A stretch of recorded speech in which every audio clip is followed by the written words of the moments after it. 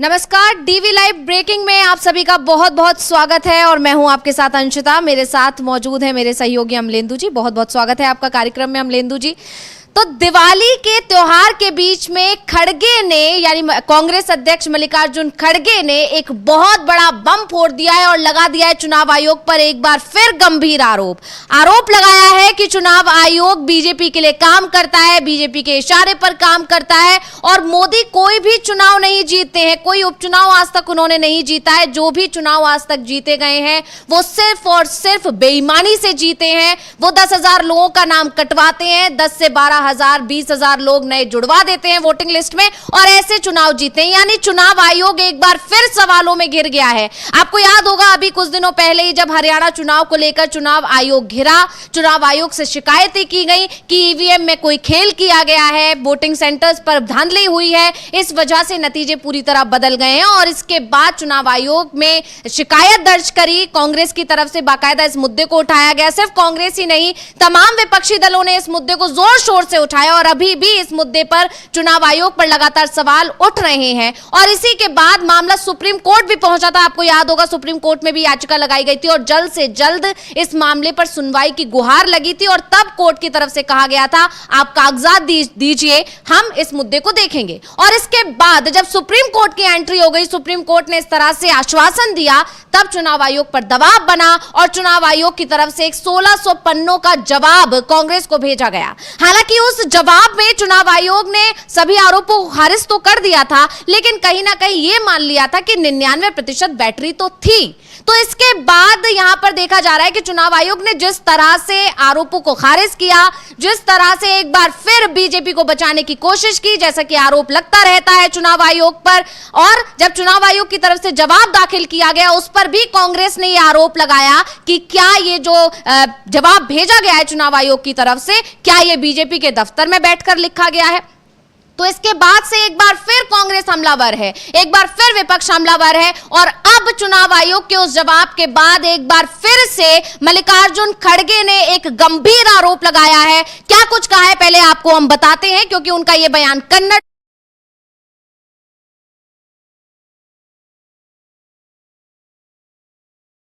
करके चुनाव जीत रहे हैं। मोदी ने कोई उपचुनाव नहीं जीता है, सब कुछ धोखाधड़ी है। वो मतदान सूची से 10,000 नाम हटवाते हैं और 10,000 से 20,000 नए नाम जुड़वाते हैं।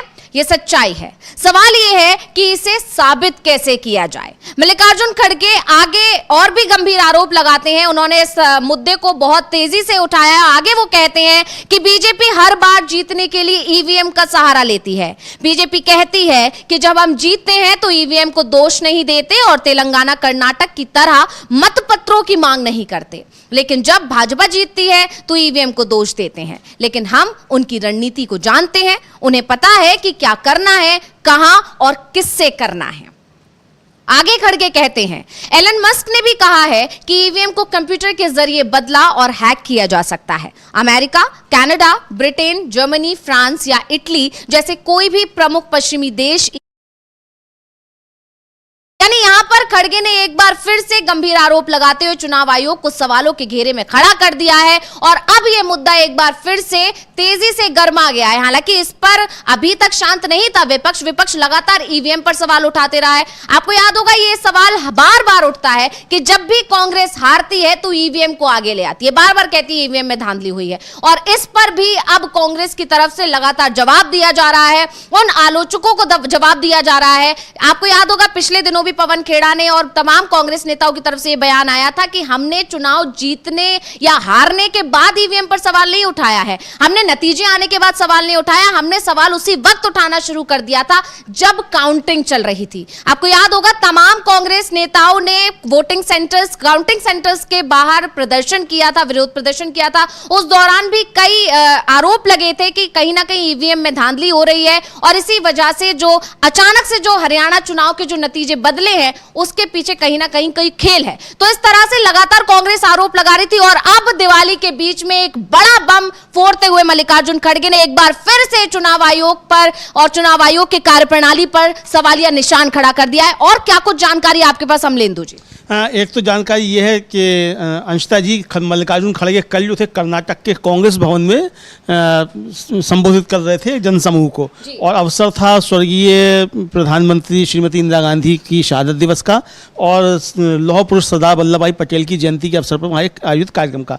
बहुत सारी बातें उन्होंने की, तमाम बातें की। इसी बीच उन्होंने ईवीएम को लेकर और चुनाव आयोग को लेकर और नरेंद्र मोदी को लेकर ये सारी बातें कही उन्होंने, और सिलसिलेवार उन्होंने बातें कही, और एक तरीके से चुनाव आयोग पर फिर से एक नया हमला कांग्रेस की तरफ से बोला गया है।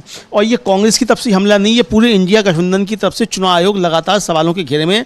हालांकि चुनाव आयोग अपने ऊपर पड़ी हुई सारी धूल जो है वो झाड़ता जाता है, सारे आरोपों को खारिज करता रहता है, और चुनाव आयोग की अभी तक जो देखी जा रही है जो कार्यप्रणाली है वो विपक्ष के आरोपों को सिर्फ नकारने की नहीं है, बल्कि हमलावर होता है चुनाव आयोग विपक्ष के ऊपर, और भारतीय जनता पार्टी की भाषा में बात करता हुआ दिखाई देता है। ये विपक्ष का आरोप है।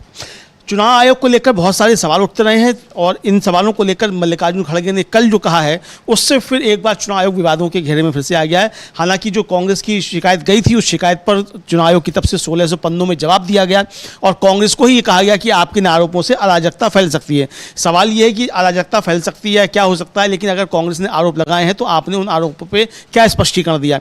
हालांकि कांग्रेस के आरोपों के बाद चुनाव आयोग ने की अपनी वेबसाइट पर जो FAQ थे उनमें बदलाव किया है, और बैटरी किस तरीके से 99% चार्ज रह सकती है उसको लेकर के एक स्पष्टीकरण देने का प्रयास किया है। लेकिन इससे कांग्रेस के आरोप लगाने से पहले ये FAQ में उनकी वेबसाइट पर नहीं था, ये उसके आरोप लगाने के बाद उन्होंने अपने FAQ चेंज किए। मल्लिकार्जुन खड़गे ने जो EVM को लेकर सवाल उठाए किस तरीके से होता है, तो ये तो एलन मस्क का उन्होंने जो उदाहरण दिया कि एलन मस्क ने कहा कि कंप्यूटर के जरिए EVM को हैक किया जा सकता है। ये तो जो सुप्रीम कोर्ट में जब सुनवाई चल रही थी EVM को लेकर, उस समय चुनाव आयोग का जो अधिकारी था उसने खुद बताया था वहाँ सुप्रीम कोर्ट में कि EVM को कंप्यूटर से उस लैपटॉप से जोड़ा जा सकता है, और लैपटॉप से डाटा केबल के जरिए जोड़ा जाता है, और सिंबल लोडिंग यूनिट जो होती है उसमें डाटा फीड किया जाता है। उसी का कहना यह था कि वो मेमोरी जो होती है उसको बंद कर देते हैं, फिर वो दोबारा इस्तेमाल में ली जाती है। ये भी उसी अधिकारी का कहना था। सॉरी, माफ़ कीजिएगा। उसी अधिकारी का कहना यह था कि जो लैपटॉप होता है उसको जो रिटर्निंग ऑफिसर होता है वो एक तरीके से उसको इस्तेमाल तो नहीं करता है लैपटॉप को, लेकिन वो चाहे तो उसको इस्तेमाल कर सकता है। यानी ये सारी चीज़ें चुनाव आयोग के अधिकारी ने खुद सुप्रीम कोर्ट में खड़े होकर कही थी कि क्या क्या उसमें हो सकता है। तो EVM पर सवाल जो उठ रहे हैं उस पर चुनाव आयोग अपनी जिम्मेदारी से बच नहीं सकता है और इसको झाड़ नहीं सकता है। और जब बहस चल रही थी उस समय अभिषेक मनु सिंघवी जो बहस कर रहे थे, उन्होंने सुप्रीम कोर्ट से कहा कि साहब सुप्रीम कोर्ट को भी इस EVM मशीन पर भरोसा नहीं है, और अगर सुप्रीम कोर्ट को इस EVM मशीन पर भरोसा होता तो सुप्रीम कोर्ट इसके साथ VVPAT मशीन जोड़ने की बात क्यों कहता और आदेश क्यों लेता है। इसका मतलब सुप्रीम कोर्ट को भी EVM मशीन पर भरोसा नहीं है। उसके पिछले आदेश जो हैं वो यही बताते हैं कि EVM पर चुनाव आयोग को भरोसा नहीं है। उसके बाद चुनाव आयोग की से संबंधित EVM की याचिका पर सुप्रीम कोर्ट ने आदेश दिए थे, उसमें बहुत से उसमें क्लॉज जोड़े। उसने अपने आदेश में कहा था कि चूंकि ये बीच चुनाव में हम हैं इसलिए हम इंटरिम आदेश पारित करते हैं और चुनाव के बाद इस पर सुनवाई होगी, और तब उसने उसमें कुछ सुधार जो थे जोड़े थे, जैसे उसकी जाँच कराई जा सकती है, मशीनें आपको पहले 15 दिन रखी जाती थी वो 45 दिन रखनी होंगी, और जिस मशीन पे विवाद है उसको आपको सुरक्षित रखना पड़ेगा, सिंबल लोडिंग यूनिट और लैपटॉप को आपको सुरक्षित रखना पड़ेगा। ये सारे आदेश दिए गए थे। तो सवाल तो चुनाव आयोग पर बने हुए, मशीनों को लेकर बने हुए।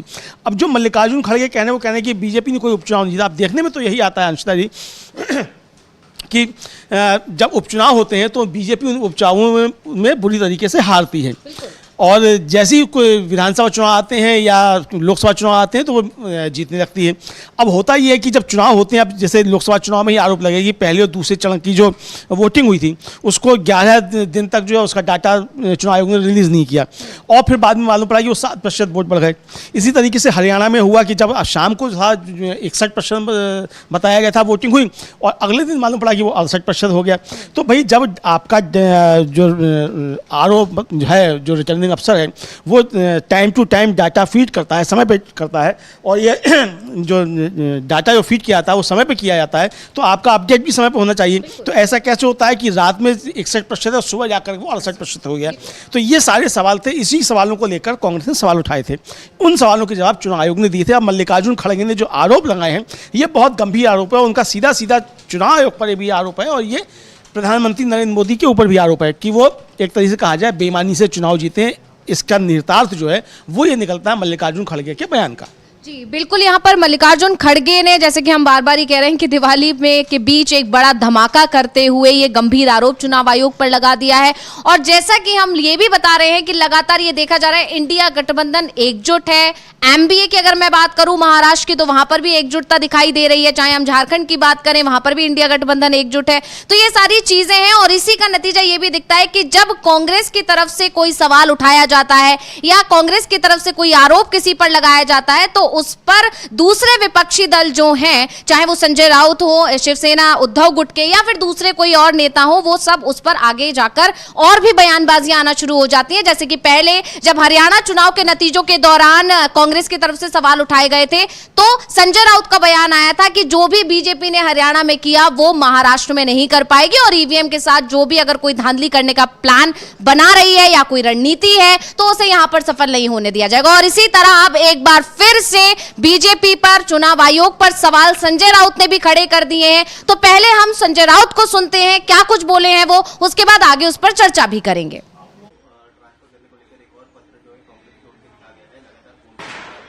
देखिए, राज्य के पुलिस महासंचालक रश्मि शुक्ला के बारे में बहुत गंभीर आरोप है। 2019 में जब हमारी सरकार बंद रही थी तो यही पुलिस महासंचालक या डीजी रही उस वक्त, जो सीधे सीधे भारतीय जनता पार्टी के लिए काम कर रही थी। हमारे सभी के फोन टैपिंग करके हम क्या करने जा रहे हैं उस बारे में वो देवेंद्र फडणवीस को पूरी जानकारी दे रही थी, फोन टैपिंग कर रही थी। मेरा फोन, शरद पवार साहब का फोन, उद्धव जी का फोन, नाना पटोले जी का फोन, सबके फोन टैप कर रहे थे। ऐसे व्यक्ति आज पुलिस महासंचालक हैं। क्या आप उनसे निष्पक्ष चुनाव करने की अपेक्षा कर सकते हो? हमने ये कहा कि उनको उसके हाथ में चुनाव नहीं देना चाहिए, तब चुनाव आयोग ने कहा कि हमको अधिकार नहीं है। ऐसा कैसा हो सकता है? लेकिन उसी वक्त झारखंड के डीजी को बदल दिया, वो अधिकार में है, लेकिन रश्मि शुक्ला को बदलना आपके अधिकार में नहीं है। ये कौन सा खेल चल रहा है? ये महाराष्ट्र का चुनाव पुलिस दबाव तंत्र के ऊपर चल रहा है और उसके सूत्रधार रश्मि शुक्ला जी हैं। तो एक बार फिर यहां पर संजय राउत ने चुनाव आयोग से ही सवाल कर लिया है कि जब आपके अधिकार में है तो आपने पहले ऐसा क्यों नहीं किया था? क्या कुछ लगता है आपको, क्या कहना चाह रहे हैं संजय राउत, किस मुद्दे की यहां बात कर रहे हैं, क्या जानकारी है आपके पास?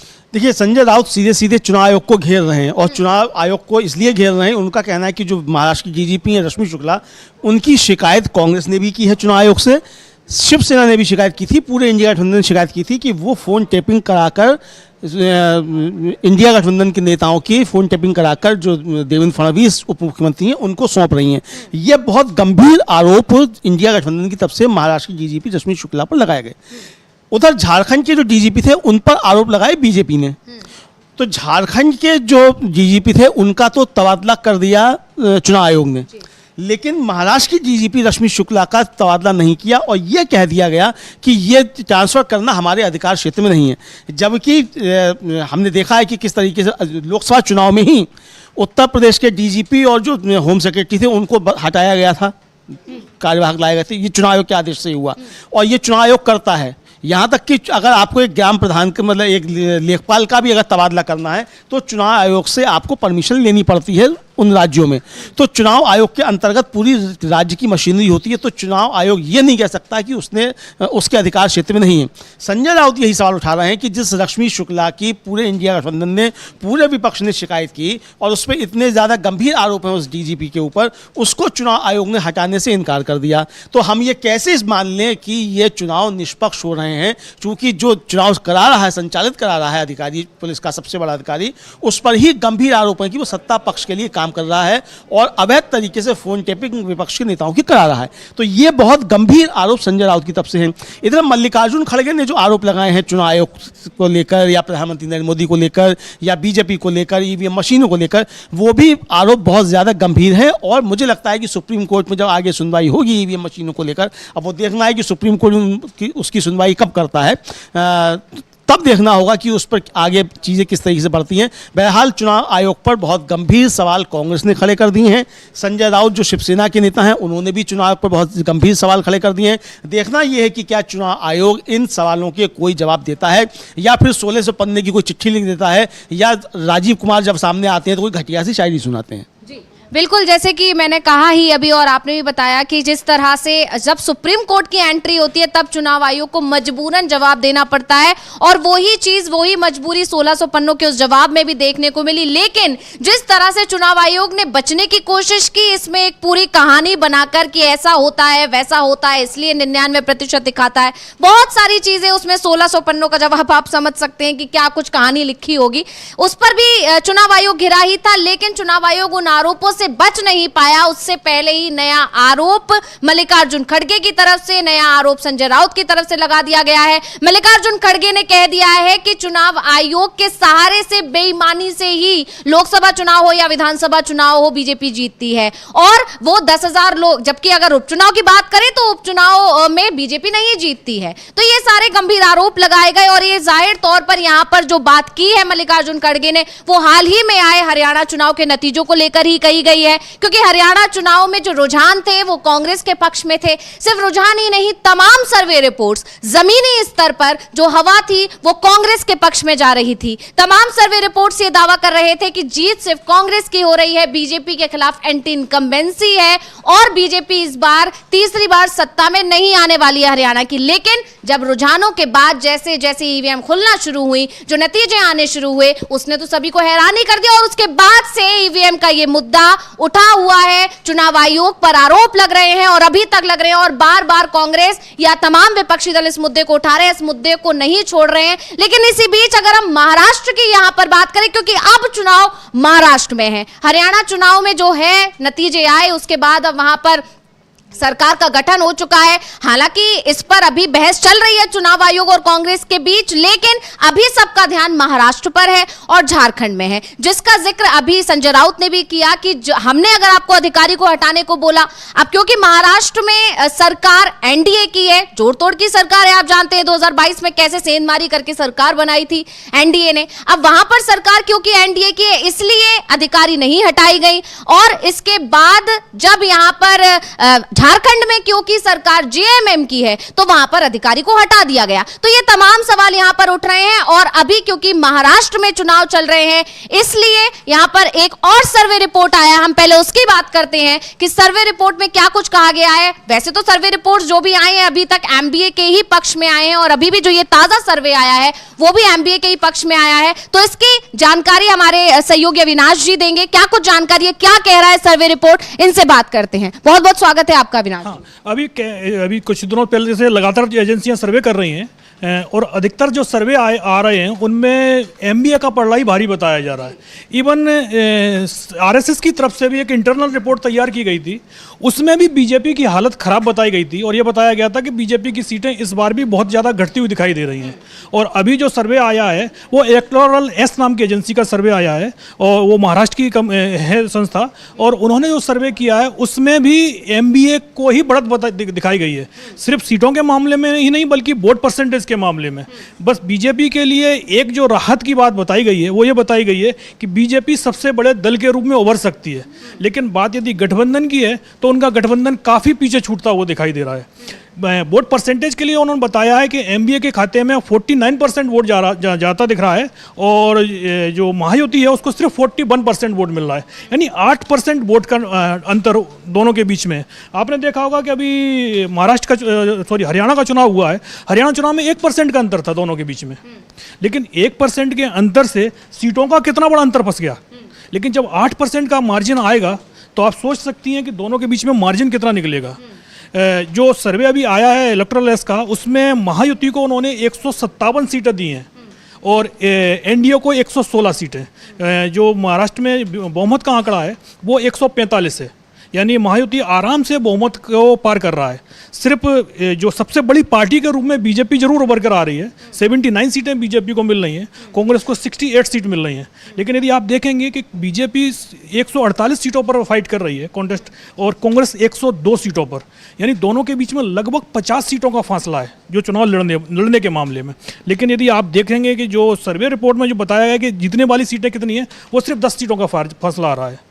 जो सबसे बड़ा अंतर आ रहा है वो शिवसेना और एनसीपी को लेकर है। एनसीपी का जो शरद पवार का गुट है वो 44 सीटें ले रहा है, जबकि अजित पवार के गुट को सिर्फ 14 सीटें मिल रही हैं। यानी जनता की नज़र में साफ हो गया है, लोकसभा चुनाव में भी जनता ने बता दिया था कि असली एनसीपी शरद पवार की एनसीपी है। लोकसभा चुनाव में 8 सीटें एनसीपी को शरद पवार के गुट को मिली थी, जबकि अजित पवार के गुट को सिर्फ 1 सीट मिली थी। और वही चीज़ विधानसभा चुनाव में भी दिखाई दे रही है। विधानसभा चुनाव में सिर्फ 14 सीटें अजित पवार को गुट को बताई जा रही हैं और 44 सीटें आपको बताई जा रही हैं शरद पवार के गुट को। और वही स्थिति शिवसेना को लेकर भी है। शिवसेना में जो उद्धव गुट है उसको 41 सीटों पर जीत बताई जा रही है और शिंदे गुट को सिर्फ 23 सीटों पर। तो इस तरीके से जो सर्वे आया है उसमें सीधा सीधा है कि आज चुनाव यदि होते हैं तो महा विकास अघाड़ी आसानी से बहुमत का जो फिगर है उसको पार कर जाएगा। जी। तो यहाँ पर सिर्फ इलेक्टोरल एस के सर्वे में ही नहीं बल्कि संघ के सर्वे में भी कहीं ना कहीं ये बात सामने आई है खुलकर कि बीजेपी की स्थिति इस बार खराब है। जितनी सीट्स वो अभी तक जीतती आई है उतनी सीट्स अब वो नहीं जीत पाएगी। और सिर्फ संघ के सर्वे में ही नहीं, तमाम सर्वे रिपोर्ट्स जो अभी तक आए हैं वो यही बता रहे हैं। देवेंद्र फडणवीस के बयान ने भी यही बताया है कि बीजेपी की हालत खस्ता है, हम अकेले अपने बलबूते पर चुनाव नहीं जीत सकते हैं, हमें सहयोगियों की जरूरत है। तो ये सारी चीजें पहले ही बता रही हैं कि बीजेपी पीछे है और इसी मुद्दे को बार बार एमबीए की तरफ से उठाया गया और अभी से ही चुनाव आयोग को घेरने की कोशिश की गई है ताकि चुनाव आयोग कहीं ना कहीं दबाव में रहे और दबाव में रहने की वजह से न्यूट्रल रहने की कम से कम कोशिश करे। ये कोशिश अभी की जा रही है और एमबीए, जैसा कि संजय राउत ने जब हरियाणा चुनाव के नतीजे आए उस पर जब सवाल उठे तो संजय राउत का बयान आ गया था कि जो हरियाणा में किया वो महाराष्ट्र में हम नहीं होने देंगे। और वो ही चीज अब महाराष्ट्र चुनाव में दिखने लगी है। जिस तरह से एक के बाद एक आरोप चुनाव आयोग पर लगाए जा रहे हैं, जिस तरह से एक के बाद एक सवाल उठाए जा रहे हैं, वो ये बता रहा है कि चुनाव आयोग को दबाव में रखने की कोशिश है जिससे वो किसी भी तरह से एक पक्षीय होने की कोशिश ना करे। पहले खड़गे के बयान को हम एक बार फिर से सुन लेते हैं, एक बार फिर से जान लेते हैं कि खड़गे ने क्या कुछ कहा था, उसके बाद हम आगे की चर्चा करेंगे। तो खड़गे ने कई गंभीर आरोप लगाए हैं। प्रधानमंत्री नरेंद्र मोदी धोखा करके चुनाव जीत रहे हैं। मोदी ने कोई उपचुनाव नहीं जीता है, सब कुछ धोखाधड़ी है। वो मतदाता सूची से 10,000 नाम हटवाते हैं और 10,000 से 20,000 नए नाम जुड़वाते हैं। ये सच्चाई है। सवाल ये है कि इसे साबित कैसे किया जाए। मल्लिकार्जुन खड़गे आगे कहते हैं, बीजेपी हर बार जीतने के लिए ईवीएम का सहारा लेती है। बीजेपी कहती है कि जब हम जीतते हैं तो ईवीएम को दोष नहीं देते और तेलंगाना कर्नाटक की तरह मतपत्रों की मांग नहीं करते, लेकिन जब भाजपा जीतती है तो ईवीएम को दोष देते हैं। लेकिन हम उनकी रणनीति को जानते हैं, उन्हें पता है कि क्या करना है, कहां और कैसे करना है। इसके आगे मल्लिकार्जुन खड़गे कहते हैं कि एलन मस्क ने भी कहा है कि ईवीएम को कंप्यूटर के जरिए बदला और हैक किया जा सकता है। America, Canada, Britain, Germany, France या इटली जैसे कोई भी प्रमुख पश्चिमी देश ईवीएम का उपयोग नहीं करते हैं। तो यहां पर आप देख सकते हैं कि महाराष्ट्र चुनाव को लेकर विपक्ष कितना एक्टिव नजर आ रहा है, कितना पहले ही इस मामले को गंभीरता से लेते हुए चुनाव आयोग पर सवाल खड़ा कर रहा है। और इस बीच क्या कुछ जानकारी है आपके पास अमलेंदु जी? देखिए, लगातार चुनाव आयोग पर सवाल उठ रहे हैं और ये सवाल कांग्रेस की तरफ से, विपक्ष की तरफ से उठाए जा रहे हैं। कांग्रेस के जो महाराष्ट्र के अध्यक्ष नाना पटोले, उन्होंने भी डीजीपी की शिकायत की है चुनाव आयोग से और पहले भी शिकायतें हो चुकी हैं। और संजय राउत भी यही कह रहे थे कि किस तरीके से शिकायत की गई और चुनाव आयोग ने उसको नहीं माना। ये सवाल उठ रहे हैं। यश शायद हमको कुछ जानकारी देंगे इस बारे में, नाना पटोले ने अभी क्या शिकायत की, दर्ज की है, फिर हम लोग इस पर आगे चर्चा करते हैं। क्या जानकारी है यश आपके? इसी शिकायत से जुड़ी हुई जानकारी है कि जो महाराष्ट्र कांग्रेस अध्यक्ष हैं नाना पटोले, उन्होंने चुनाव आयोग को एक चिट्ठी लिखी है और आरोप लगाया है कि जो राज्य की डीजीपी हैं रश्मि शुक्ला, वो एक कंट्रोवर्शियल अफसर हैं। ये नाना पटोले का, ये कांग्रेस का आरोप है और कहा गया है कि ये बीजेपी के पक्ष में काम करती हैं और इसलिए अगर ये डीजीपी के पद पर बनी रहती हैं तो ये कैसे सुनिश्चित हो सकता है कि राज्य में जो है निष्पक्ष चुनाव कंडक्ट कराए जा सकते हैं। और इसको लेकर कांग्रेस ने साथ ही ये भी चेतावनी दी है कि अगर हमारी मांग नहीं मानी जाती है और रश्मि शुक्ला को नहीं हटाया जाता है तो हम कोर्ट का रुख करेंगे, क्योंकि ये वो समय है जब अभी पिछले ही बुधवार को 30 तारीख को राज्य में 300 पुलिस अफसरों का तबादला हुआ है। तो जब इनका तबादला हो रहा है तो रश्मि शुक्ला जो कि एक विवादित अफसर बताई जा रही हैं, उनका तबादला क्यों नहीं हो रहा है। साथ ही साथ संजय राउत का आरोप है, जो उन्हीं के गठबंधन में साथी हैं, उनका आरोप लगा है कि इन्होंने हमारे विपक्षी नेताओं के, मेरे यानी संजय राउत के और शरद पवार के फ़ोन टैपिंग करवाई है और उस फ़ोन टैपिंग की तमाम जानकारियाँ देवेंद्र फडणवीस और तमाम उनके जो साथी नेताओं हैं उन तक पहुंचाने का काम किया है। तो राज्य में जो चुनाव जारी हैं उस बीच इस मामले ने माहौल को और गरमा दिया है। अब देखते हैं कि चुनाव आयोग इस पर क्या एक्शन लेता है, क्योंकि अभी कांग्रेस का एक और आरोप है कि जब झारखंड में चुनाव हुए, पश्चिम बंगाल में चुनाव हुए, तो तब जो पुलिस अधिकारियों को हटाने की मांग की थी बीजेपी ने, तो चुनाव आयोग ने उसे तत्काल मान लिया था और जो शीर्ष पुलिस अधिकारी हैं उनको हटाया गया था, उनका तबादला किया गया था। जब हमारी मांग है कि चुनाव निष्पक्ष तरीके से हो और रश्मि शुक्ला को हटाया जाए, तो हमारी मांग भी मानी जानी चाहिए और अगर मांग नहीं मानी जाती है तो फिर हम कोर्ट का रुख करेंगे। बहुत बहुत शुक्रिया यश जानकारी के लिए। तो यहाँ पर एक बार फिर जो मैं कह रही हूँ, यहाँ हम लोग यहाँ आप तक जानकारी पहुँचा रहे हैं कि यही दिखाने की कोशिश की जा रही है कि जो बीजेपी शासित राज्य हैं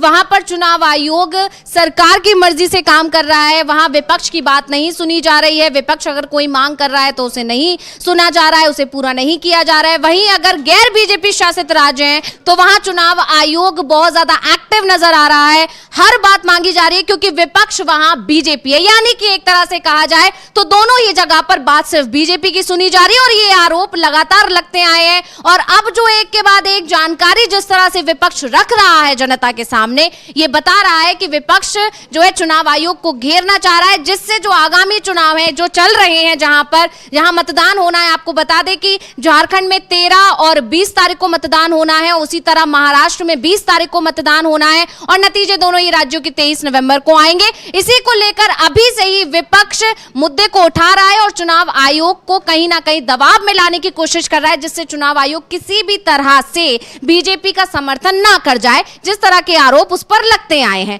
और इसी को लेकर यहाँ पर बहुत ज्यादा गहमा गहमी भी देखने को मिल रही है, जिस तरह से विपक्ष एक के बाद एक मुद्दे लेकर आ रहा है। और क्या कुछ जानकारी है आपके पास अमलेंदु जी? चुनाव आयोग पर जो आरोप लग रहे हैं वो आरोप ऐसे भी समझे जा सकते हैं अंशिता जी कि झारखंड में तो बाकायदा हेमंत सोरेन जो खुद मुख्यमंत्री हैं, उन्होंने चुनाव आयोग के जो सबसे बड़े अफसर हैं राज्य के, उन पर आरोप लगाया है कि वो भाजपा के एजेंट के तरीके से काम कर रहे हैं। और कुछ पुलिस अफसरों पर आरोप लगाया है कि वो बीजेपी के एजेंट के तरीके से काम कर रहे हैं। और एक मसला हुआ था कि जो हेमंत सोरेन के प्रस्तावक थे उनका अपहरण हो गया, ऐसा आरोप था। और मालूम पड़ा कि वो जो बीजेपी सांसद हैं निशिकांत दुबे, ऐसा आरोप है कि वो उनके यहाँ पाए गए और वो बीजेपी कार्यकर्ताओं की गाड़ी में पाए गए। ये बहुत सारे आरोप लगाए। इधर एक जो अधिकारी आईपीएस अधिकारी हैं, दलित हैं, उनको उनके तबादले पर भी बहुत सारे आरोप हेमंत सोरेन ने लगाए हैं। तो यानी चुनाव आयोग ने जो महाराष्ट्र में दलील दी, वो दलील झारखंड में क्यों नहीं दी, इसको लेकर सवाल उठ रहे हैं। और यही अभी यश ने बताया कि जो पश्चिम बंगाल का मसला था, इसी तरीके से जब छत्तीसगढ़, महाराष्ट्र और इन सब के चुनाव हुए थे, यहाँ पर भी बहुत सारे तबादले हुए थे। तो आखिर आप यहाँ मांग क्यों नहीं मान रहे हैं? अब नाना पटोले जो कह रहे हैं, उन्होंने फिर से चिट्ठी लिखी है चुनाव आयोग को और कहा है कि अगर नहीं मानते हैं तो हम कोर्ट जाएंगे। तो ये मामला कोर्ट भी पहुंच सकता है। तो इसलिए अब चुनाव आयोग पर एक दबाव बढ़ सकता है, क्योंकि सुप्रीम कोर्ट पहले भी चुनाव आयोग को लेकर के काफ़ी टिप्पणियां कर चुका है। हालांकि जो संजय राउत हैं, उनका पिछले दिनों एक बयान आया था कि चुनाव आयोग और सुप्रीम कोर्ट दोनों जो हैं वो बीजेपी की BC और D टीम की तरीके से काम कर रहे हैं। और संजय राउत की नाराजगी खासतौर से जो CJI DY चंद्रचूड़ हैं उनको लेकर थी। और उनका कहना यह था कि ये अवैध सरकार जो चल रही है, जिसको सुप्रीम कोर्ट ने खुद कहा कि ये इलीगल गवर्नमेंट है, वो सुप्रीम कोर्ट के आदेश से ही चल रही है। जब आपने उसको इलीगल गवर्नमेंट माना तो आपने इसको हटाया क्यों नहीं? ये सवाल था संजय राउत का। तो ये बहुत सारे सवाल अब चुनाव आयोग के ऊपर उठ रहे हैं। इधर जो महाराष्ट्र में और झारखंड में जो सियासत चल रही है, इधर महाराष्ट्र में एक नवाब मलिक जो हैं वो NCP की तरफ से जो कैंडिडेट हो गए हैं, उसको लेकर बहुत सारा बवाल मचा हुआ है। तो नवाब मलिक को लेकर अब बीजेपी ने कहा है कि इनको हटाओ NCP से। NCP के जो नेता हैं अजित पवार, उनका बयान आया है। उनका कहना है कि 4 नवंबर तक साफ हो जाएगा कौन कहाँ रहेगा। अजीत पवार ने बिल्कुल नहीं कहा है अभी तक कि नवाब मलिक पार्टी के प्रत्याशी नहीं होंगे। अब देखना यह है कि अजीत पवार नवाब मलिक को अपना पार्टी का प्रत्याशी बनाकर रखते हैं कि नहीं रखते हैं, या बीजेपी के दबाव में उनको हटाते हैं। अब ये देखा जाएगा कि अगर रखते हैं प्रत्याशी तो बीजेपी अजीत पवार के साथ समझौते में रहेगी या तोड़ देगी समझौता अजीत पवार से, या फिर नवाब मलिक का भी समर्थन करेगी, ये देखने में आएगा। इधर जो माहिम सीट है जहां से राज ठाकरे के बेटे लड़ रहे हैं, वहां एकनाथ शिंदे की पार्टी का भी प्रत्याशी है। भारतीय जनता पार्टी ने फैसला किया है कि वो राज ठाकरे के बेटे का समर्थन करेगी, यानी वहां उसने अपना महायुति तोड़ दिया है। तो ये जो रमेश चंद्र निथल्ला ने कहा था कि ये विचित्र गठबंधन है, तो विचित्र गठबंधन की विचित्र बातें सामने निकल कर आ रही हैं। अजीत पवार को हम लोग सुन भी सकते हैं कि उनसे पूछा गया तो वो क्या कह रहे हैं। जी बिल्कुल सुनना चाहेंगे पहले अजीत पवार को, उसके बाद आके चर्चा करेंगे। ये देखो, मुझे 4 तारीख को पूरा पिक्चर क्लियर, कौन कौन कैंडिडेट रहता है, कौन से पार्टी से रहता है, उसका पूरा पिक्चर आपको 4 तारीख को शाम तक मिलेगा, तब मैं आपके साथ बोलूँगा। ये देखो, मुझे 4 तारीख को पूरा पिक्चर क्लियर, कौन कौन कैंडिडेट रहता है, कौन से पार्टी से रहता है, उसका पूरा पिक्चर आपको 4 तारीख को शाम तक मिलेगा, तब मैं आपके साथ बोलूँगा। तो यहाँ पर अजीत पवार कह रहे हैं कि 4 तारीख तक साफ हो जाएगा, यानी 4 तारीख तक का इंतजार कीजिए। लेकिन एक बार भी उन्होंने ये नहीं कहा है कि हम नाम वापसी लेने पर विचार कर रहे हैं या उन्हें उम्मीदवार नहीं बनाएंगे। वहीं राज ठाकरे की जब से एंट्री हुई है, मतलब महायुति में अभी भी चीजें ठीक नहीं है। अजीत पवार अपनी अलग राह पर पकड़े हुए चल रहे हैं, शिंदे अपनी अलग राह पकड़े हुए चल रहे हैं और बीजेपी अपनी अलग राह पर है। और राज ठाकरे की जो एंट्री हुई है उसने तो शिंदे और बीजेपी के बीच स्थितियां खराब कर दी हैं, क्योंकि राज ठाकरे का बयान आया है कि मुख्यमंत्री, अगर महायुति की सत्ता में जीत होती है, महायुति सत्ता में आती है, तो जो मुख्यमंत्री बनेंगे वो देवेंद्र फडणवीस बनेंगे। महायुति में राज ठाकरे का झुकाव जो है देवेंद्र फडणवीस की तरफ यानी बीजेपी की तरफ दिख रहा है। वहीं जिस तरह से बीजेपी समर्थन कर रही है उनके कैंडिडेट का, उससे भी साफ है कि दोनों के बीच बातचीत सही चल रही है। लेकिन इस वजह से शिंदे गुट नाराज हो रहा है, क्योंकि शिंदे का जो मुकाबला है वो राज ठाकरे से है। तो इस तरह से जैसा कि कहा जा रहा है बार बार, और अमलेंदु जी आपने भी बताया, और जिस तरह से कांग्रेस कह रही है कि महायुति में सिर्फ बीजेपी चुनाव लड़ रही है, बाकी गठबंधन जो दूसरे घटक दल हैं उन्हें कहीं ना कहीं खत्म करने की कोशिश हो रही है, शिवसेना, शिंदे गुट, अजीत पवार। लेकिन इस चीज को क्योंकि वो सहयोगी भी समझ चुके हैं कि उन्हें खत्म करने की कोशिश हो रही है, इसलिए वो भी अपनी लड़ाई लड़ रहे हैं। और ये लड़ाई विपक्ष से नहीं है, ये लड़ाई एमबीए से नहीं है, ये लड़ाई बीजेपी से ही उनकी हो रही है। अस्तित्व की लड़ाई अब उन्हें बीजेपी से ही लड़नी पड़ रही है। तो यहाँ पर बहुत सारी चीजें, महाराष्ट्र में उथल पुथल लगातार मची हुई है, वहीं झारखंड में भी उथल पुथल मची हुई है। इसी बीच महुआ माझी का बयान आया है, पहले वो सुनते हैं, उस पर आगे चर्चा करेंगे। मुकाबला चल रहा है, झारखंड चुनाव को किस तरह देखती हैं आप? क्या ये सरकार जो आप लोग दावा कर रहे हैं कि मौजूदा सरकार रिपीट करेगी, किस बिना पर करेगी और किस तरह का मुकाबला चल रहा है? देखिए, हमारी सरकार अपने काम के आधार पे वापसी करेगी। भाजपा सिर्फ जुमलेबाजी करती है, चुनाव के पहले सिर्फ धर्म धर्म धर्म धर्म के नाम पे लड़ाना उनका एकमात्र एजेंडा है, पोलराइजेशन करना, और कैसे हम यहाँ पे माहौल को खराब करें, कैसे पार्टी को तोड़े, कैसे प्रत्याशियों को तोड़े, कैसे जाति धर्म के आधार पर एक दूसरे के प्रति नफरत पैदा करे, एकमात्र एजेंडा उनका पिछले बहुत सारे सालों से चल रहा है। लेकिन हमारी पार्टी जिस तरह से काम कर रही है, अंतिम व्यक्ति तक विकास का लाभ पहुंचाने का काम कर रही है, इतने सारे एजेंट जो उनके लिए योजनाएं लॉन्च हुई है, आप देख सकते हैं, और उनको किस तरह से धरातल पर उतारने की कोशिश, इंफ्रास्ट्रक्चर में बदलाव, शहर, रांची शहर की बात करें तो कितनी जल्दी माननीय हेमंत सोरेन जी ने यहाँ पर फ्लाईओवर बना दिया। उन्होंने कहा हम 1 दर्जन बनाएंगे, क्योंकि जाम से मुक्ति दिलाना चाहते हैं शहर को। हम यहाँ राजधानी में आना चाहते हैं, इसलिए आना चाहते हैं, मैं तो राज्यसभा में हूँ, मेरा तो वहाँ आराम से हम बाकी हम 4 साल बिता सकते हैं। लेकिन मैं चाहती हूँ कि हमारी पार्टी अगर मुझे यहाँ से प्रत्याशी बनाई है तो मैं ये राजधानी सीट जीतूं, और जीत कर मैं यहाँ के लिए काम करूँ। ये राजधानी नहीं लगती। आप देखिए ना, चारों तरफ गंदगी, सड़कें वैसे टूटी फूटी, मतलब जो मूलभूत सुविधाएं हैं वो भी नदारद है। यहाँ जो विधायक रहे 30 साल तक, जिनको भारतीय जनता पार्टी के, जिन्हें जनता ने विश्वास करके चुना, उन्होंने क्या किया? यहाँ भारतीय जनता पार्टी के इन 24 सालों में लगभग 7 विधायक रहे। उन्होंने 7 सांसद रहे, विधायक तो एक रहे लेकिन सांसद 7 रहे, उनके मेयर डिप्टी मेयर रहे, उनकी इतने सारे पार्षद रहे, कई मुख्यमंत्री रहे, 17-18 साल तक उनकी सरकार रही, इतने मंत्री रहे, केंद्र की सरकार उनकी थी तो डबल इंजन की सरकार भी रही। तो आखिर उन्होंने किया क्या इस शहर के लिए, इस राजधानी के लिए? हम लोग उसमें बदलाव लाना चाहते हैं और जनता भी समझ चुकी है। इस बार जनता खुद बदलाव चाहती है और वो हमारे प्रति विश्वास जताती है। तो यहाँ पर झारखंड में भी चुनाव को लेकर तैयारियां जबरदस्त चल रही हैं, चुनाव चल रहे हैं वहां पर, और इस तरह के आरोप लगातार लगते आए हैं कि सरकार को कई बार बीजेपी ने गिराने की कोशिश की, और ये आरोप ही नहीं है, कई बार देखा भी गया जिस तरह से ईडी सीबीआई वहां पर एक्टिव की गई। उससे पहले आपको याद होगा ये भी आरोप लगे थे कि पैसे देकर सरकार को गिराने की कोशिश की गई है, दल बदल कराने की कोशिश की गई, सेंधमारी करने की कोशिश की गई। आपको याद होगा 2022 में पहले महाराष्ट्र में जिस तरह से सरकार गिराई थी, उसी तरह से महाराष्ट्र के बाद अगला टारगेट झारखंड था, और बहुत सारी खबरें वहां पर आती रही थी। यानी लगातार कोशिश थी कि जेएमएम की सरकार वहां पर गिर जाए और बीजेपी सत्ता में आकर बैठ जाए। लेकिन वहां पर जिस तरह से हेमंत सोरेन ने बहुत ही अच्छी सूझबूझ के साथ उस सरकार को बचा ले गए वो, और उन्होंने 5 साल पूरे किए जेएमएम ने। यह भी अपना एक रोचक इतिहास है, क्योंकि वहां पर बहुत ही कम ऐसा रहा है कि पूरे 5 साल किसी भी सरकार ने पूरे किए हों। तो ये अलग चीजें हैं। खैर, अभी जिस तरह से जेएमएम की तरफ से आरोप लगाए जा रहे हैं, महुआ माझी का भी हमने बयान सुना, उन्होंने भी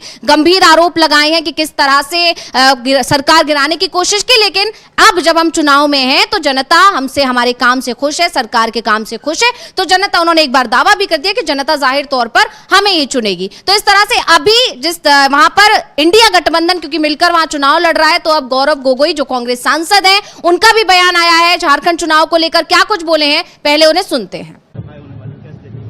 देखिए, असम में लोगों से जो सूचना आ रही है, वहां पर यही पता चल रहा है कि जेएमएम और कांग्रेस की बहुमत की सरकार बनने वाली है। चाहे जो भी भाजपा के नेता वहां पे जाए, प्रचार करे, दुष्प्रचार करे, लेकिन जेएमएम और कांग्रेस की काम को देखकर लोग काफी संतुष्ट हैं और इसीलिए पूर्ण बहुमत की सरकार बनने की पूरी उम्मीद है।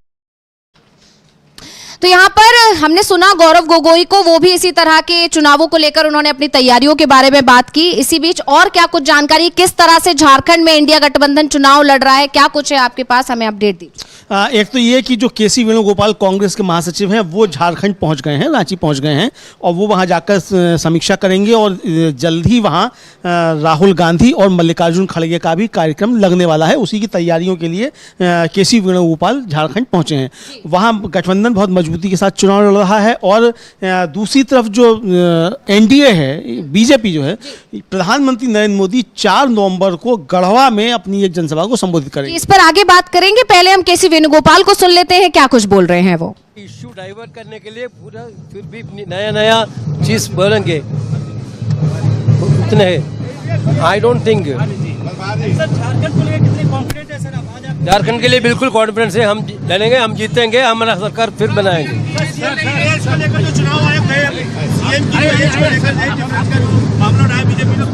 I don't want. तो केसी वेणुगोपाल को हमने अभी सुना, और क्या कुछ बता रहे थे आप अमलेंदु जी, वापस आपके पास। हाँ, प्रधानमंत्री नरेंद्र मोदी 4 नवंबर को गढ़वा में अपनी रैली करेंगे, और उनकी 2 रैलियां जो हैं और प्रस्तावित हैं, अभी जो बताया जा रहा है, बोकारो में और रांची में, लेकिन उनकी तारीखें अभी नहीं आई हैं। तो प्रधानमंत्री नरेंद्र मोदी 4 नवंबर को पहुंच रहे हैं। राहुल गांधी 6 नवंबर को महाराष्ट्र में जा रहे हैं, वहाँ संयुक्त सभा होगी इंडिया गठबंधन की। केसी वेणुगोपाल पहुंचे हैं यहाँ इंडिया गठबंधन की संयुक्त रैली की रूपरेखा तैयार करने के लिए। इधर जो राजधनवार सीट है, वहाँ हेमंत सोरेन ने बाबूलाल मरांडी के खिलाफ जो है मोर्चा तेज कर दिया। सरफराज अहमद राज्यसभा सांसद हैं, वो मिले हैं उनसे, हेमंत सोरेन से, और वहाँ चर्चा हुई है कि किस तरीके से बाबूलाल मरांडी को वहाँ घेरा जाए। अभी तक अघोषित तौर पर एक तरीके से कहा जाए तो बाबूलाल मरांडी मुख्यमंत्री पद की दौड़ में बीजेपी की तरफ से आगे बताए जाते हैं। हालांकि चर्चा ये है कि अगर बीजेपी की सरकार बनती है तो ये सारे जो पूर्व मुख्यमंत्री हैं ये सब एक तरफ किनारे लगा दिए जाएंगे और निशिकांत दुबे जो हैं वो मुख्यमंत्री बनाए जाएंगे। इस तरीके की चर्चा भी है। तो अब देखना ये है कि वो क्या होता है क्या नहीं होता है, लेकिन ज़बरदस्त तरीके से वहाँ चीज़ें चल रही हैं। इधर अविनाश जी जो है वो झारखंड को लेकर कोई बड़ी खबर बता रहे हैं और ये कांग्रेस के लिए और झारखंड मुक्ति मोर्चा के लिए शायद कोई अच्छी खबर है। अविनाश जी से पूरी जानकारी लेते हैं। बिल्कुल, क्या जानकारी अविनाश जी? झारखंड में जयराम महतो का गुट है, उनकी पार्टी है झारखंड लोकतांत्रिक मोर्चा।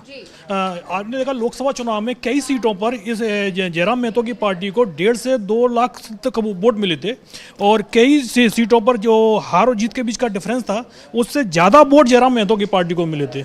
और इस बार उम्मीद की जा रही थी कि विधानसभा चुनाव में इनका परफॉर्मेंस और भी ज़्यादा अच्छा रहेगा, क्योंकि अब MBA जो बाबूलाल मरांडी की पार्टी थी झारखंड विकास मोर्चा, वो अब मैदान में नहीं है, तो उनका भी वोट काफ़ी हद तक जयराम महतो की तरफ शिफ्ट हुआ है। जयराम महतो ने कल्पना सोरेन के खिलाफ गंडेई जो सीट है वहां से उम्मीदवार अपना उतारा था अकील अख्तर, और क्योंकि इस सीट पर काफ़ी वोट अल्पसंख्यक समुदाय का है। पिछली बार जब 2019 में JMM की टिकट पर भी यहाँ से मुस्लिम उम्मीदवार ही चुनाव जीता था, बाद में उसने इस्तीफा दे दिया और उस सीट पर उपचुनाव हुआ तो कल्पना सोरेन चुनाव जीती। तो इसीलिए जयराम महतो को ये कहा गया कि जयराम महतो एक तरीके से बीजेपी की बी टीम की तरह काम कर रहे थे और उस सीट पर मुस्लिमों का जो वोट है कल्पना सोरेन की तरफ ना जाए, कुछ वोट उनके जयराम महतो के थ्रू वो काट लिया जाए, एक मुस्लिम उम्मीदवार उतारा गया। लेकिन अब जो अकील अख्तर हैं वो JMM में शामिल हो गए हैं और उन्होंने अपना नॉमिनेशन वापस ले लिया है, यानी बीजेपी का जो प्लान था वो पूरी तरीके से फेल हो गया इस सीट पर। तो ये बहुत बड़ी खबर है और इसका असर उस पूरे रीजन पर भी दिखाई देगा, क्योंकि जयराम महतो के सारे बीजेपी कई सीटों पर खेल करने की कोशिश कर रही थी। मतलब बीजेपी को तो वैसे भी JMM से बहुत सारे झटके लग चुके हैं। उन्होंने एक चंपाई सोरेन को इधर लेकर बहुत ज्यादा बड़ा झटका देने की कोशिश JMM को की थी, लेकिन JMM ने जिस तरह से रणनीति बनाई, जिस तरह से हेमंत सोरेन ने रणनीति बनाई, उसके बाद से बीजेपी को एक के बाद एक झटके लगते रहे हैं। और अब जिस तरह से गणेश महली को जो इस तरह इधर लेकर आए, उससे चंपाई सोरेन भी टेंशन में है कि क्यों उन्होंने पाला बदल लिया। तो ये सारी चीजें यहाँ पर बहुत बुरी तरह घिरी हुई है बीजेपी। वहां झारखंड में, महाराष्ट्र में भी स्थिति खराब है और यूपी में भी स्थिति बहुत ज्यादा खराब नजर आ रही है। उपचुनाव होने, वहां पर आपको याद होगा लोकसभा चुनाव के बाद से बहुत ज्यादा टेंशन देखने को मिली थी। वहां पर जिस तरह से यूपी में नतीजे अच्छे नहीं आए, बीजेपी के पक्ष में नहीं आए, उसके बाद से CM योगी के लिए टेंशन बढ़ गई। वहां पर केशव प्रसाद मौर्य जिस तरह से मोर्चा खोल दिया था, उन्होंने तमाम खबरें यूपी से आई थी और उसको लेकर अब योगी के ऊपर एक और जिम्मेदारी बन गई थी कि उपचुनाव जब होंगे तब क्या नतीजे आते। और उसके बाद से एक के बाद एक बड़े बयान आने लगे। योगी की तरफ से जो बयान आया था कि बटेंगे तो कटेंगे, उसकी चर्चा जोरों से हो रही थी और अब उसी पर समाजवादी पार्टी ने पलटवार किया है, जवाब दिया है। यूपी में पोस्टर वॉर शुरू हो गई है। मैं चाहूंगी कि हम स्क्रीन पर दोनों पोस्टर्स लेकर आए। जिस तरह से आप देख सकते हैं कि अखिलेश यादव की तरफ से जवाब दिया गया है, बटेंगे तो कटेंगे का जवाब है, जुड़ेंगे तो जीतेंगे। आप देख सकते हैं ये स्क्रीन पर, हम यहाँ पर आपको विजुअल्स दिखा रहे हैं कि कैसे जुड़ेंगे तो जीतेंगे करके उन्होंने बीजेपी के बटेंगे तो कटेंगे का जवाब दिया है। और क्या कुछ आपको लगता है, क्या कैसी तैयारी? एक तो ये कि जो ये योगी आदित्यनाथ का जो कटेंगे तो बटेंगे था, इससे प्रधानमंत्री नरेंद्र मोदी ने भी बीच में इसका इस्तेमाल किया हरियाणा चुनाव के बाद जब जीत का जश्न मनाया। लेकिन जब सरदार पटेल की प्रतिमा पर गए अभी कल ही नरेंद्र मोदी, तो इससे उन्होंने कन्नी काटी और कहा कि लोग जो कह रहे हैं कि एक रहेंगे तो नेक रहेंगे, कि अब जो वो चर्चा का विषय बन गया है। यानी उन्होंने इसको पलटने की कोशिश की। शायद अब ये भी हो सकता है कि इसके पीछे ये लगाओ कि इससे तो योगी जो है बड़े लीडर बन जा रहे हैं भाजपा खेमे में, तो नरेंद्र मोदी ने इससे कन्नी काटी। लेकिन ये बटेंगे तो कटेंगे जो था योगी का जुमला, इस जुमले को RSS ने भी आगे बढ़ाया। तो RSS ने भी इसको आगे बढ़ाया, नरेंद्र मोदी ने भी आगे बढ़ाया था, लेकिन नरेंद्र मोदी इससे बैक करने लगे। इधर समाजवादी पार्टी जिस तरीके से बटेंगे तो कटेंगे पर लगातार प्रहार कर रही है, अब ये नया जो आया है जुड़ेंगे तो जीतेंगे, तो ये बटेंगे तो कटेंगे कि नारा देने वालों के ऊपर एक नई मुसीबत खड़ी हो गई है। इतने नारे बनते चले जा रहे हैं इसको लेकर कि वो अब ये खुद सोचने लग जाएंगे ये बटेंगे तो कटेंगे वाले कि इनको कहाँ बटना है, कहाँ। बिल्कुल, आप देखिए ना जिस तरह से नरेंद्र मोदी ने, जैसा कि आपने कहा अभी कि नरेंद्र मोदी ने इस बयान से कन्नी काटी, क्योंकि उन्हें कहीं ना कहीं लगा कि इससे योगी का कद बढ़ रहा है। तो अपने आप में इनका जो बयान है वो इन्हीं पर ही आ रहा है कि बट रहे हैं तो कट रहे हैं, कम हो रही हैं सीट्स यहाँ पर। तो ये सारी चीजें यहाँ पर है कि बहुत ज्यादा स्थितियां खराब दिख रही हैं और चुनाव आयोग सवालों में घिरा घेरा हुआ है, जिस पर हमने पूरी चर्चा की। मल्लिकार्जुन खड़गे ने दिवाली पर जिस तरह से धमाका किया है चुनाव आयोग को लेकर, उसके बाद संजय राउत का बयान आया, उन्होंने भी चुनाव आयोग को सवालों में खड़ा कर दिया है। दूसरी तरफ विपक्ष बहुत अच्छी तरह से चुनावी मैदान में है, एक के बाद एक गंभीर आरोप चुनाव आयोग पर लगा रहा है, बीजेपी की रणनीतियों को फेल कर रहा है, चाहे वो झारखंड हो, चाहे वो महाराष्ट्र हो और चाहे वो यूपी ही क्यों ना हो, क्योंकि उपचुनाव पर सभी की निगाहें हैं। ये उपचुनाव तय करेंगे सीएम योगी के लिए आगे कैसा रहने वाला है, वो रहेंगे भी कि कुर्सी पर नहीं रहेंगे, क्योंकि इस तरह से अंदर खाने से खबर आई थी कि उन्हें अल्टीमेटम दिया गया है। जब केशव प्रसाद मौर्य ने इस मुद्दे को तेजी से उठाया था तब उन्हें अल्टीमेटम दिया गया था कि आप पहले, सीएम योगी को अल्टीमेटम दिया गया आला कमान की तरफ से कि उपचुनाव तक का आपको समय दिया जा रहा है। तो अभी उन पर भी निगाहें टिकी हुई हैं कि यूपी में उपचुनाव के नतीजे क्या रहते हैं। इस तरह से जहां पर विधानसभा चुनाव होने हैं जिन दो राज्यों में और जहां उपचुनाव होने हैं, उन पर सभी की नजरें टिकी हुई हैं और उसको लेकर अभी से खड़गे ने जो अपने बयान में भी जिक्र किया कि उपचुनाव में मोदी या बीजेपी नहीं जीतती है। तो इस तरह से यहां देखा जा रहा है कि बीजेपी और चुनाव आयोग एक बार फिर सवालों के घेरे में है, जिस पर हमने बहुत ज्यादा जानकारी आप तक साझा करने की कोशिश की, आप तक पहुंचाने की कोशिश की। इसी तरह हम सारी जानकारी, अभी तक के अपडेट्स हैं, आगे के अपडेट्स आते रहेंगे, वो हम आप तक पहुंचाते रहेंगे। देखते रहिए डीवी लाइव और मुझे दीजिए इजाजत। नमस्कार।